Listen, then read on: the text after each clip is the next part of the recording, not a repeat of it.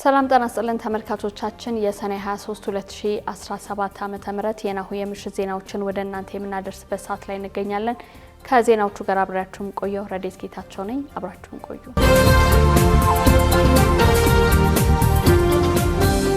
አርዕስተ ዜና። ጠቅላይ ሚኒስትር ዶክተር አብይ አህመድ ከዓለም አቀፍ የአቶሚክ ኃይል ኤጀንሲ ዋና ዳይሬክተር ጋር ተወያዩ። በአማራ ክልል በተለያዩ ከተሞች ሰላም ለሁሉም ሁሉም ለሰላም በሚል መሪ ቃል ሰላማዊ ሰልፍ ተካሄደ። ወደ ውጪ ስናልፍ በቶጎ በተካሄደ ጸረ መንግስት ተቃውሞ በትንሹ 7 ሰዎች መገደላቸው ተገለጸ።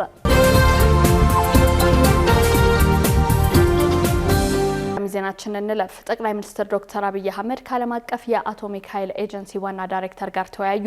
ጠቅላይ ሚኒስትር አብይ አህመድ ከዓለም አቀፍ የአቶሚክ ኃይል ኤጀንሲ ዋና ዳይሬክተር ማሪያኖ ግሮሲ ጋር ተወያይተዋል። ጠቅላይ ሚኒስትሩ በማህበራዊ ትስስር ገጻቸው ባሰፈሩት መልእክት ዛሬ ጠዋት በሬስና ሆፕ ጉባኤ ለመሳተፍ አዲስ አበባ ከመጡት የዓለም አቀፍ የአቶሚክ ኃይል ኤጀንሲ ዋና ዳይሬክተር ማሪያኖ ግሮሲ ጋር ተገናኝተናል ብለዋል። የዓለም አቀፉ አቶሚክ ኃይል በኢትዮጵያ የሚያደርገው ድጋፍ በካንሰር ሕክምና ክብካቤ የጸረ ፍላይ ዝንብ ማጥፊያ በኒውክሌር ኢንጂነሪንግ እና የቁጥጥር ማዕቀፎች ላይ ያተኮረ ነው ሲሉም ገልጸዋል።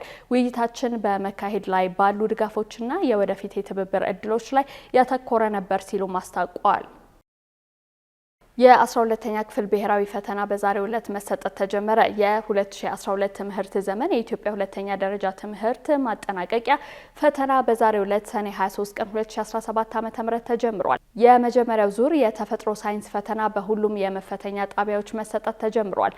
የትምህርት ሚኒስትሩ ፕሮፌሰር ብርሃኑ ነጋ፣ የሚኒስቴሩ አማካሪ ሚኒስትር ዴኤታ ፕሮፌሰር ክንዲያ ገብረ ሕይወት እንዲሁም የደቡብ ምዕራብ ኢትዮጵያ ክልል ርዕሰ መስተዳድር ዶክተር ኢንጂነር ነጋሽ ዋጌሾ በቦንጋ ዩኒቨርሲቲ ተገኝተው ፈተናውን አስጀምረዋል። ፈተናውን ለመውሰድ ወደ ዩኒቨርሲቲው ለገቡ የተፈጥሮ ሳይንስ ተማሪዎችም ባሳለፍነው እሁድ ሰኔ 22 ቀን 2017 ዓ.ም የግንዛቤ ማስጨበጫ ወይም ኦሪየንቴሽን ሲሰጡ ውለዋል።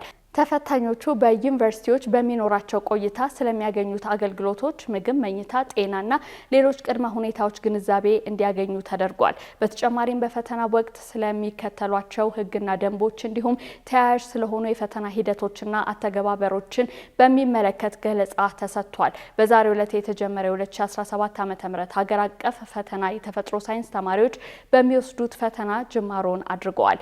በወረቀትና በኦንላይን የሚሰጠው ብሔራዊ ፈተና ሰኔ 23 እስከ ሐምሌ 8 ቀን 2017 ዓ.ም እንደሚሰጥ ከትምህርት ሚኒስቴር ያገኘነው መረጃ ያመላክታል። ባንኮች ገንዘባቸውን ለሚያስቀምጡ ደንበኞች ባስፈለጋቸው ወቅት ምላሽ የማይሰጡ ከሆነ ጥብቅ እርምጃ እንደሚወሰድ ብሔራዊ ባንክ አስታወቀ።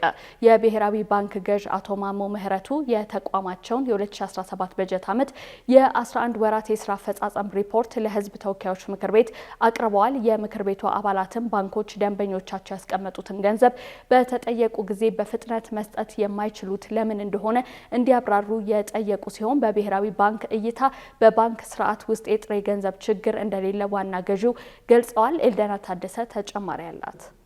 ገንዘባቸውን ማውጣት ለሚጠይቁ ደንበኞች ቅድሚያ ሰጥተው በፍጥነት ምላሽ የማይሰጡ ባንኮች ላይ ጥብቅ እርምጃ እንዲወሰድ ተጠየቀ። የብሔራዊ ባንክ ገዢ አቶ ማሞ ምህረቱ የ2017 በጀት ዓመት የ11 ወራት የስራ አፈጻጸም ሪፖርታቸውን አርብ ሰኔ 20 ቀን 2017 ዓ.ም አቅርበዋል። ከህዝብ ተወካዮች ምክር ቤት አባላትም ጥያቄ ቀርቦላቸዋል። በተለያዩ አጋጣሚዎች የንግድ ባንኮች የጥሬ ገንዘብ እጥረት ሲያጋጥማቸው ይስተዋላል። ለዚህም የምጣኔ ሀብት ባለሙያዎች የተለያዩ ምክንያቶችን ያስቀምጣሉ። ናሁ ቴሌቪዥን በአዲስ አበባ ከተማ ባሉ የተወሰኑ ባንኮች በተለያዩ አካባቢዎች ቅኝት ባደረገባቸው የባንክ ቅርንጫፎች ከ30 ሺህ እስከ 50 ሺህ ብር ለማውጣት በባንክ ባለሙያዎችና ደንበኞች መካከል ንትርክ መኖሩን ከዚህ ቀደም መዘገባችን ይታወሳል። አቶ ማሞ በሰጡት ምላሽ ችግሩ ብሔራዊ ባንክ በባንክ ላይ በጣለው የብድር አቅርቦት ምክንያት የተፈጠረ አለመሆኑን እንደውም በብሔራዊ ባንክ እይታ በባንክ ስርዓት ውስጥ የጥሬ ገንዘብ ችግር እንደሌለም ገልጸዋል። ነገር ግን በአንዳንድ ባንኮች በሚከተሉት ተገቢ ያልሆነ አሰራር ችግር መስተዋሉን የጠቆሙት አቶ ማሞ ባንኮች የደንበኞቻቸው ያላቸውን ጥያቄ መመለስ እንጂ የአስቀማጮችን ገንዘብ በማበደር ትርፍ ለማትረፍ ቅድሚያ ሰጥተው መስራት እንደሌለባቸውም አስገንዝበዋል። ብሔራዊ ባንኩ ችግሩ የተስተዋለባቸውን ባንኮች አንድ በአንድ በመጥራት ያስጠነቀቀ መሆኑን የገለጹት አቶ ማሞ ይህንን ተከትሎ ችግሩ እየተፈታ መሆኑንም ተናግረዋል። በዚህ አጋጣሚ ለሕዝብ ጥሪ ማቅረብ እፈልጋለሁ ያሉት አቶ ማሞ እንዲህ ያለ ችግር የገጠመው ደንበኛ ካለ ወዲያውኑ ለብሔራዊ ባንክ እንዲያሳውቅ አሳስባለሁም ብለዋል። ይህ ጉዳይ ብሔራዊ ባንክ በተከተለው ጥብቅ የገንዘብ ፖሊሲ ምክንያት የተፈጠረ ባለመሆኑ ባንኩ እየተገበረ ያለውን ጥብቅ የገንዘብ ፖሊሲ በሚቀጥለው ዓመት በማስቀጠል በ2018 በጀት ዓመት የዋጋ ንግረት ወደ ነጠላ አሃዝ ለማውረድ የያዘውን ግብ ለማሳካት እየተሰራ እንደሚገኝም ተናግረዋል። አቶ ማሞ አክለውም ተግባራዊ እያደረገ ባለው የማይክሮ ኢኮኖሚ ፎረም ብሔራዊ ባንክ ከመንግስት ጋር ያለውን ግንኙነት በሕግ እንዲገደብ መደረጉንም ገልጸዋል። የማይክሮ ኢኮኖሚ ፎረም ትግበራ ካስገኛቸው ውጤቶች መካከል አንዱ የሀገሪቱ የውጭ ዕዳ የመክፈል አቅም መሻሻል እንደሆነ የጠቀሱት አቶ ማሞ ሀገሪቱ ካለባት የውጭ ዕዳ ውስጥም 8.5 ቢሊዮን ዶላር የሚሆነውን የመክፈል ጊዜ እንዲሸጋሸግ የማድረግ ስራ የተወሰኑ ቀሪ ጉዳዮች ቢኖሩትም ይህ ጉዳይ ብሔራዊ ባንክ በተከተለው ጥብቅ የገንዘብ ፖሊሲ እንደተገኘም ተናግረዋል። ይህንንም ለማሳየት ብሔራዊ ባንክ በሚቀጥለው ሳምንት ውስጥም ከዓለም የገንዘብ ድርጅት እና ከዓለም ባንክ 750 ሚሊዮን ዶላር እንደሚያገኙም ተናግረዋል። በቀጣይ ሳምንት ከሚጠበቀው 750 ሚሊዮን ዶላር ውስጥም 500 ሚሊዮን ዶላር ከዓለም ባንክ የሚገኝ ሲሆን ቀሪው 260 ሚሊዮን ዶላር ደግሞ ከአይኤምኤፍ እንደሚገኝም ገልጸዋል። ይህም በሚቀጥለው ዓመት የሚኖረውን የውጭ ምንዛሪ አቅርቦት የበለጠ እንዲያሻሽለውም ያደርጋል ሲሉ አስረድተዋል። ሁሉም ተቋማት በጥቅሉ 750 ሚሊዮን ዶላር ብድር እንደሚለቀቅ ያስታወቁት አቶ ማሞ ይህም የብሔራዊ ባንክ የውጭ ምንዛሬ ክምችት የበለጠ እንደሚያጠናክረውም ገልጸዋል። አሁን ባለንበት ሁኔታ በሀገሪቱ ያለው የባንክ ሂሳብ ተደራሽነት 45 በመቶ እንደሆነም ተገልጿል። ይህ ደግሞ በአብዛኛው በከተማ የሚገኙ ሰዎች ሲሆኑ በገጠር አካባቢ ተደራሽነት የለም ለማለት ያስችላል። ይህን ተገቢ ማድረግ እንደሚያስፈልግም በተደጋጋሚ ጊዜ ይገለጻል። በአማራ ክልል በተለያዩ ከተሞች ሰላም ለሁሉም ሁሉም ለሰላም በሚል መሪ ቃል ሰላማዊ ሰልፍ ተካሄደ። የአማራ ክልል ሕዝብ በሚሻው ልክ የክልሉ ሰላም ሙሉ ለሙሉ አልተረጋገጠም፣ ከእገታና ዘረፋ ስጋት በምልአት አልተላቀቀም። የፌዴራል መንግስት በአማራ ክልል ሰላም ለሁሉም ሁሉም ለሰላም በሚል መሪ ቃል ትላንት ሰኔ 22 ቀን 2017 ዓ.ም በተለያዩ ከተሞች ሰላማዊ ሰልፍ ተካሂዷል። ይህንንም ተከትሎ የፌዴራል መንግስት ኮሚኒኬሽን አገልግሎት ባወጣው መግለጫ የሰላም አማራጮችን የማይቀበሉ አካላት በክልሉ የጸጥታ መዋቅርና በፌዴራል መዋቅር አማካኝነት አደብ በማስገዛት የህዝቡን ሰላም ለማረጋገጥ የፌዴራል መንግስት ይሰራል ብሏል። በአማራ ክልል ህዝቡ በሚሻው ልክ የክልሉ ሰላም ሙሉ ለሙሉ አልተረጋገጠም፣ የዜጎች እንቅስቃሴ ከእገታና ዘረፋ ስጋት በምልአት አልተላቀቀም ሲል መግለጫው አክሏል። የክልሉ ህጻናት በተሟላ መልኩ ወደ ትምህርት ገበታ አልተመለሱም ብሏል። በክልሉ የተለያዩ ከተሞች የተካሄደውን ሰላማዊ ሰልፍ ተከትሎ ምክትል ጠቅላይ ሚኒስትር አቶ ተመስገን ጥሩነህ ባስተላለፉት መልእክት ጸረ ሰላምና ተላላኪ ኃይሎች ሲሉ የጠሯቸው አካላት የክልሉን ህዝብ ሰላም ነስተውታል ሲሉ ገልጸዋል። ህዝቡ በዚህ ትዕይንት ላይ ለሰላም ያለውን አቋም በድጋሚ ገልጿል ሲሉ አስታውቀዋል። ሁሉም የአማራ ክልል ዞኖች በጣም ሰላማዊ ናቸው ሲሉ ከ3 ሳምንታት በፊት የሰላም ሚኒስትሩ መናገራቸውን መዘገባችን ይታወሳል። በየዓመቱ 11 ሺህ ህጻናትና ወጣቶች በምዕራብ ጎንደር መተማ በኩል በህገወጥ መልኩ ከሀገር እንደሚወጡ ተጠቆመ። በየዓመቱ 11 ሺህ ህጻናትና ወጣቶች በምዕራብ ጎንደር መተማ በኩል በህገወጥ መንገድ ከሀገር እንደሚወጡ የዞኑ ሴቶች ህጻናትና ማህበራዊ ጉዳይ መምሪያ አስታውቋል። ከፍተኛውን ቁጥር የሚይዙት የትግራይና የደቡብ ኢትዮጵያ ክልል ወጣቶች እንደሆኑ መምሪያው ገልጿል። ከመላ አገሪቱ በህገወጥ መንገድ በመተማ ዮሐንስ በኩል ወደ ሱዳን የሚወጡ ወጣቶችና ህጻናት ቁጥር በከፍተኛ ሁኔታ እየጨመረ ነው ሲል መምሪያው ማስታወቁን ከጀርመን ድምጽ ያገኘነው መረጃ ያሳያል። በአመት እስከ 11 ሺህ ወጣቶች በዚህ መስመር እንደሚወጡ በመጠቆም ወጣቶቹ የቤተሰቦቻቸውን ንብረት በመሸጥ ጭምር እስከ 1 ሚሊዮን ብር ለደላላ በመክፈል በህገወጥ መልኩ ከሀገር ይወጣሉ ሲሉ የምዕራብ ጎንደር ዞን ሴቶች ህጻናትና ማህበራዊ ጉዳይ መምሪያ የህጻናት መብትና ደህንነት ማስጠበቅ ቡድን መሪ አቶ አበበ ሲሳይ እንደገለጹት ዘገባው አስደምጧል። በዚህ መንገድ ከሀገር ከሚወጡት መካከል ከደቡብ ኢትዮጵያ ክልል በተለይ ከወላይታ ዞንና ከትግራይ ክልል የሚመጡት ከፍተኛውን ቁጥር ይይዛሉ ያሉት ቡድን መሪው ከሶማሌ ክልል፣ ከምስራቅ አማራ ዞኖች፣ ከወሎና ከሰሜን ሸዋ፣ ከኦሮሚያ አርሲ ዞን እንዲሁም በርከት ያሉ ሰዎች በመስመሩ ለመውጣት እንደሚመጡ አስረድተዋል። በሚደረግ ጥንካሬ የቅንጅት የመከላከል ስራ ደግሞ በየአመቱ ከ3000 እስከ 4000 የሚሆኑትን እስከ ቤተሰቦቻቸው የማድረስ ስራ እንደሚሰራ መናገራቸውን ዘገባው አካቷል።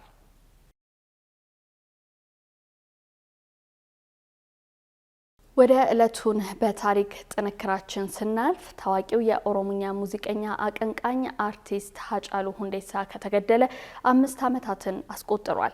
አርቲስት ሃጫሉ ሁንዴሳን በሀገሪቱ ፖለቲካዊ ጉዳዮችን በተመቻቸ ብሎም የህዝብን ፖለቲካዊ ትኩሳቶች ብሎም ያስተዳደር ጥያቄዎችን ለማስመለስና ለማስተጋባት የኪነ ጥበብ ተሰጥኦን የተጠቀመ ድምፃዊ ነው። በሚኖርበት ገላን ኮንዶሚኒየም ማንነታቸው ባልታወቁ አካላት መገደሉ ይፋ ከተደረገ 5 ዓመታት ተቆጥሯል። ባልደረባችን ሰናይት ንጉሴ በዕለቱን በታሪክ ጥንክራችን ይህንን ጉዳይ በዝርዝር አዘጋጅተዋለች።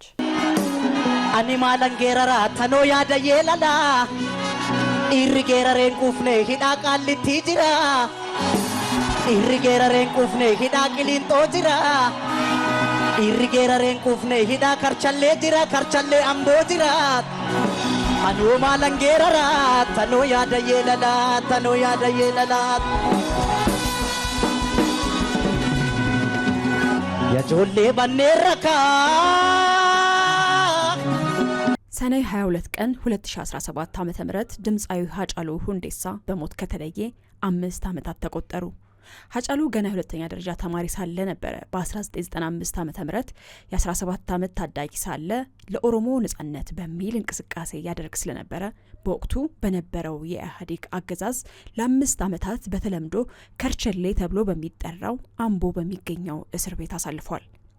የሙዚቃ ግጥሞችና ዜማዎችንም መጻፍ የጀመረው በእስር ላይ ያለ ነበረ። ከ5 ዓመታት በኋላ ሲለቀቅ የደረሰበትን በደል ለመቃወምና ለሚሊዮኖች ድምጽ ለመሆን ወስኖ እንደወጣ በወቅቱ ተናግሮ ነበረ። ሃጫሉ በአጭር ጊዜ በኦሮመኛ ተናጋሪ ሕዝብ ዘንድ ብቻ ሳይሆን በመላው አገሪቱ ተወዳጅ የሆነለትን ሰኚ ሞቲ የተሰኘውን አልበሙንም አቀረበ።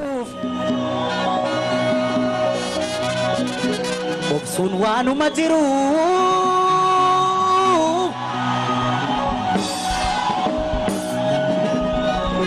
ኦብሱ ዋኑ መጅሩ ኦብስኔ አማ ኦብሳ ኤርገስ ወዳ ፈካቴ ከኤን ሺት ጨብሳ ነን ኦዊና ነን አቃ ኢዶ የርቱኑ ኛርቴ አማ ሸንጌ ሱላላ አከለሙኑ ኛርት ብዬት ሺ ደበላ የጆሌ ብየኮቲ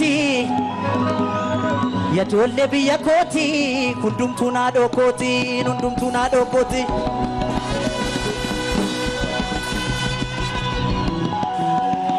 ሰአኬኛ ሼቡሬ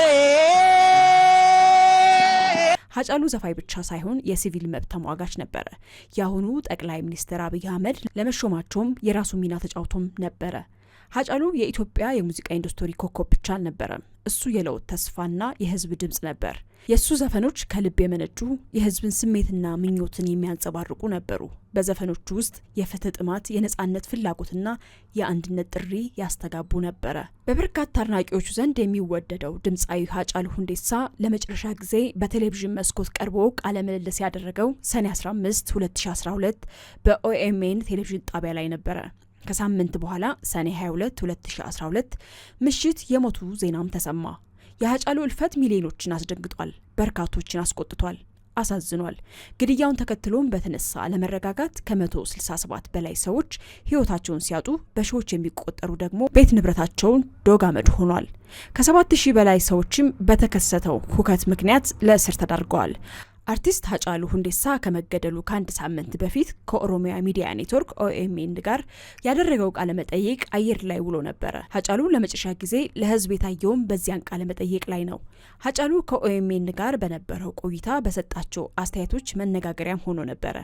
ሰኔ 22 ከምሽቱ 3:30 አካባቢ አርቲስት ሃጫሉ ሁንዴሳ ማንነታቸው ባልታወቁ ሰዎች ገላን ኮንዶሚኒየም ተብሎ በሚጠራው ስፍራ በጥይት ተመቶ መገደሉን የአዲስ አበባ ፖሊስ እኩለ ሌሊት ላይ ይፋ አደረገ። የአዲስ አበባ ፖሊስ ኮሚሽን ኮሚሽነር ጌቱ አርጋው በብሔራዊ ቴሌቪዥን ቀርበው በተናገሩበት ወቅት በግድያው ወንጀል የተጠረጠሩ የተወሰኑ ሰዎች በቁጥጥር ስር መዋላቸውንም በዕለቱ ገልጸው ነበረ። የሃጫሉ ሁንዴሳ በጥይት ተመቶ የመገደል ዜና ከፖሊስ መግለጫ በፊት በማህበራዊ ሚዲያዎች ላይ መዘዋወር የጀመረው ከምሽት 5:30 አካባቢ ጀምሮ ነው። ሌሊቱን በፌስቡክ አማካኝነት ሲሰራጩ በነበሩት የቀጥታ ስርጭቶች በርካቶች መንገድ ላይ በመውጣት ሲያለቅሱም ተስተውለዋል። ሃጫሉ በጥይት ከተመታ በኋላ ወደ ጥሩነሽ ቤጂንግ ሆስፒታል ተወስዶም ነበረ። ከዚያም የሃጫሉ አስክሬን ለምርመራ ወደ ጳውሎስ ሆስፒታል ተላከ። የሃጫሉን ግድያ ተከትሎ በተለያዩ የኦሮሚያ ከተሞችና በመዲናችን አዲስ አበባም ቁጣ ተሰምቷል። አለመረጋጋት ተከስቷል። በንጹሃን ዜጎች ህይወትና ንብረት ላይም ጥቃቶች ተፈጽመዋል። ንጋት ላይ እንደ አዳማ፣ ጅማና ጭሮ ባሉ ከተሞች የተቃውሞ ሰልፎች ተካሄዱ። በምስራቅና በምዕራብ ኦሮሚያ የሚገኙ ከተሞች ደግሞ መንገዶቹን ዝግ አደረጉ። በሌሎች አካባቢዎች ደግሞ ማክሰኞ አጥቢያ ላይ ጥቃቶች ተፈጽመዋል። በተለይ በባሌና አርሲ አካባቢዎች ብሔርና ሃይማኖትን መሰረት ያደረጉ ጥቃቶች በንጹሃን ዜጎች ላይ ተፈጽመዋል። በዚህም በርካቶች ተገድለዋል። የንብረት ውድመትም ደርሷል። የሃጫሉን ህልፈት ተከትሎ ከጠቅላይ ሚኒስትር አብይ አህመድ ጀምሮ ሌሎች ባለስልጣናቶችም ሀዘናቸውን ገልጸው ነበር። መላው የኢትዮጵያ ህዝብ ወጣቱ እጅግም ደፋሩ በዚያ በአስጨናቂ ጊዜ ብዙዎች ሲታፈኑ ለብዙዎች ድምጽ የነበረው ሮጦ ያልጠገበው ሃጫሉ ሁንዴሳን ሰዎች በጥይት በመምታት ህይወቱን የአርቲስቱን አስክሬን ለማጀብና ለመሸኘት በሺዎች የሚቆጠሩ ሰዎች ከአዲስ አበባ ዙሪያ ወደ መዲናዋ መትመም የጀመሩት ከሰኔ 23 ንጋት በፊት ነበረ። ብዙም ሳይቆይ የአርቲስት ሃጫሉ ሁንዴሳ የአስክሬን ግብአተ መሬት መፈጸም ያለበት ስፍራ ላይ አለመግባባቶች ተፈጠሩ። የኦሮሚያ ክልል ፕሬዝዳንት ሽመልስ አብዲሳና በወቅቱ የአዲስ አበባ ምክትል ከንቲባ የነበሩት ኢንጂነር ታከለ ኡማን ጨምሮ የመንግስት ባለስልጣናት የአርቲስቱ ቤተሰቦች ቀብሩ እንዲፈጸም የሚፈልጉት በትውልድ ሀገሩ አምቦ ስለሆነ አስክሬኑ ወደ አምቦ እንዲላክ ተወሰነ። በዚህም የሃጫሉ አስክሬን ከጳውሎስ ሆስፒታል ወደ አምቦ እያመራ ቡራዩ ከደረሰ በኋላ የቀብር ስነ ስርዓቱም በአዲስ አበባ ነው መፈጸም ያለበት በሚል ወደ አዲስ አበባ እንዲመለስ ተደርጎ ለተወሰኑ ሰዓታት በኦሮሞ ባህል ማዕከል ውስጥ እንዲቆይ ተደርጎም ነበር። ከዚያም አስክሬኑ አዲስ አበባ ስታዲየም አቅራቢያ ከሚገኘው የኦሮሚያ ባህል ማዕከል በሄሊኮፕተር ተጭኖ ከአምቦ ከተማ በቅርብ ርቀት ወደሚገኘው ሆሚቾ አሙኔሽን ኢንጂነሪንግ ኢንዱስትሪ እንዲያርፍ ተደረገ። ማክሰኞ ሰኔ 23 ጃዋር መሐመድና በቀለ ገርባን ጨምሮ 35 ሰዎች አስክሬኑን ወደ አምቦ እንዳይሄድ ሁከት እንዲፈጠር አድርገዋል በሚል በቁጥጥር ስር እንዲውሉም ተደርገዋል። ሰኔ 24 የሃጫሉን አስክሬን አምቦ በደረሰበት ዕለት የቀብር ስነ ስርዓቱ ከሚፈጸምበት ቦታ ጋር ተያይዞ በተከሰቱ ግጭቶችም የሃጫሉን አጎት ጨምሮ 5 ሰዎች ተገደሉ። ከሃጫሉ አጎት በተጨማሪም 3 የቤተሰቡ አባላት በጥይት ተመተው የተለያየ ጉዳት ደርሶባቸዋል። ከዚህ ሁሉ ውጣ ውረድ ሰኔ 25 የድምፃዊ ሃጫሉ ሁንዴሳ የቀብር ስነ ስርዓት በአምቦ ከተማ በሚገኘው የገዳመ ኢየሱስ ቤተክርስቲያን ውስጥ ተፈጸመ። በአምቦ ዩኒቨርሲቲ ስታዲየምም በተካሄደው የሽኝት ፕሮግራምም ሆነ የቀብር ስነ ስርዓቱ ላይ በተፈጸመበት ቤተክርስቲያን በደህንነት ስጋት ምክንያት የተገኘው ሰው ቁጥር ዝቅተኛ ነበር። የአርቲስት ሃጫሉ የቅርብ ጓደኞችና የቤተሰብ አባላት ሳይቀሩ በቀብር ስነ ስርዓቱ ላይ መገኘት ባለመቻላቸው ስርዓቱን በቴሌቪዥን መስኮት ለመከታተል ተገደውም ነበር። ሰዓታት ቀንን ፈጥረው ቀናትም ሳምንታትን ብለው ወራት ቀጥሎ ዓመትም ዓመታትን ቆጥረው እነሆ የሃጫሉ 5ኛ ሙት ዓመት የ3 ልጆቹ እናት በሆነችው በፋንቱና እንዲሁ በስራ ባልደረቦቹና ወዳጅ አድናቂዎቹ አማካኝነት በየዓመቱ የሚዘጋጀው የሃጫሉ አዋርድ ተብሎ ተሰይሞ በተለያዩ ኪነጥበባዊ ስራ እየተዘጋጀ ታስቦ መዋል ከጀመረ እነሆ 5 ዓመታትን አስቆጥሯል።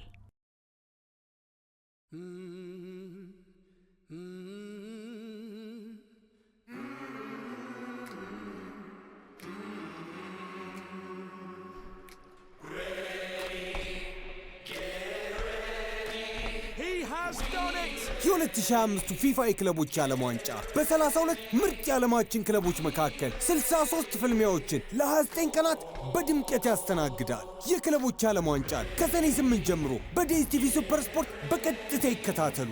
ድንገት ጨዋታው ቢያመልጣችሁ በዲኤስቲቪ ስትሪም ጨዋታውን በትኩሱ መመልከት ትችላላችሁ።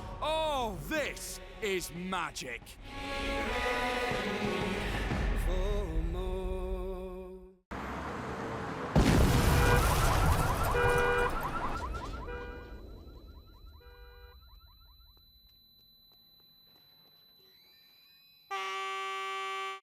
ያልታሰበ ሲሳይ ለባሉካም ለደንበኛም ከአቢሲኒያ ባንክ። ይህ ዕጣ አይደለም፣ ቢዝነስ የሚደጉም ጉርሻ ነው። የቢዝነስ ባለቤቶች ክፍያዎችን በአቢሲኒያ ባንክ የክፍያ አማራጮች በመቀበል እስከ 1.6 ሚሊዮን ብር ጉርሻ ፈሱ። ከሲሳዩ ማንም አይቀርም። ካሸሮችና አስተናጋጆች ተፍ ተፍ ብላችሁ በየዕለቱ እስከ 500 ብር ጉርሻ ወደ ኪሳችሁ። ለደንበኛም ጠብሰቅ ያለ ሌላ ሲሳይ ይዘናል። በአቢሲኒያ ባንክ የሚከፍሉ ደንበኞች በመሃል አዲስ አበባ የመኖሪያ ቤት እድለኛ ይሆናሉ። ማመን ቢከብድም ይህ ሁሉ ከአቢሲኒያ ባንክ። አቢሲኒያ የሁሉም ምርጫ። ደንብና ሁኔታዎች ተፈጻሚነት አላቸው።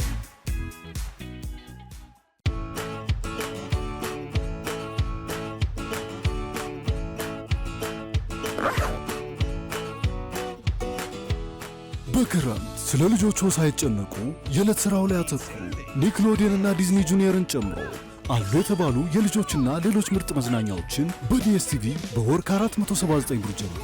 በዲኤስቲቪ ልጆቹ የሚያዩትን ቻናልና የሚያዩበትን ሰዓት መቆጣጠር ይችላሉ። ዲኤስቲቪ ያስገቡ፣ አገልግሎቱን ያራዝሙ።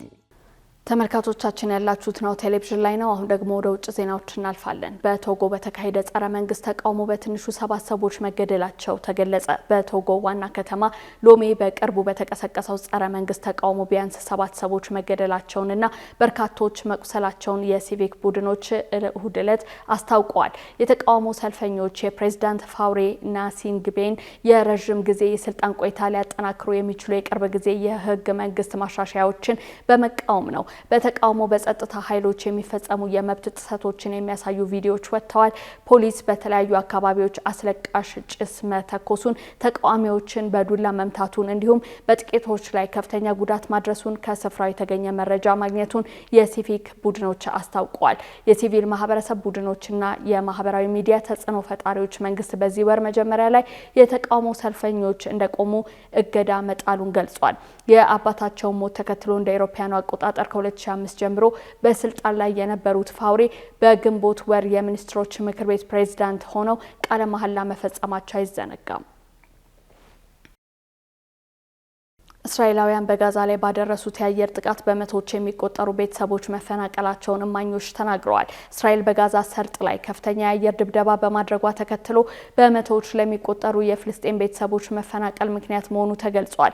የነፍስ አድን ቡድኖች የ5 ሰዎችን አስክሬን ያገኙ ሲሆን በደርዘን የሚቆጠሩ የተጎዱ ሰላማዊ ዜጎች ደግሞ በጋዛ ከተማ ወደሚገኘው አል አህሊ ሆስፒታል መወሰዳቸውን ከስፍራቸው የተገኘው መረጃ ያመላክታል ሲል ቢቢሲ ዘግቧል።